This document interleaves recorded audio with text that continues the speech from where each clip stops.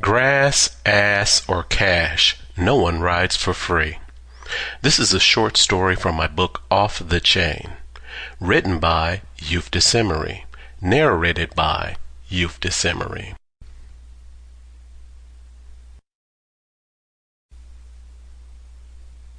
Chapter 1.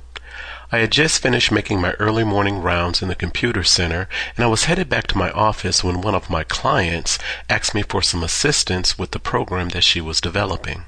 I pulled a chair up next to her desk and deftly stuck my hand under her miniskirt, rubbing on her clit. As far as I was concerned, life didn't get any better than this. I was in my junior year as a computer-based information systems major at Howard University, and I was working as a technical assistant for the university's computer center.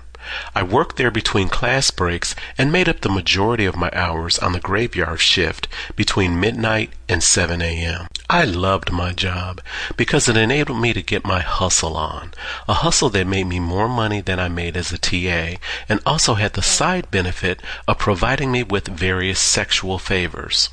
I soon discovered working on the graveyard shift that the people using the lab during those times were primarily made up of the technically challenged, people cheating their way through computer-based majors and individuals who needed to take one or more programming classes as an elective and couldn't hang.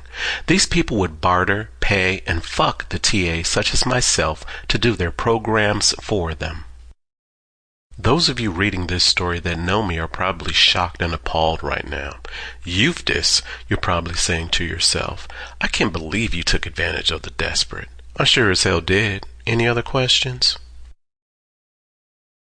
Which brings me back to the client that I mentioned earlier. As I rubbed her clit, I scrolled through her program. She was in my major and was in dire need of changing it, but had not yet faced reality. She was one of my regular customers, and I had written the bulk of her program for her earlier that day. I told her to change the variable names and complete the last 30 lines of code needed herself, so that our professor would not be able to tell that she had not written it. As I reviewed her code, I let her know that she could have completed the assignment with less statements than she used, but it was good enough for what Mr. Burnham, the professor of the course, wanted. I squeezed her pussy in my hand. Baby, bring this to me on Thursday versus Wednesday this week. I have a rough assignment to finish in Op Systems, and it's due Thursday morning.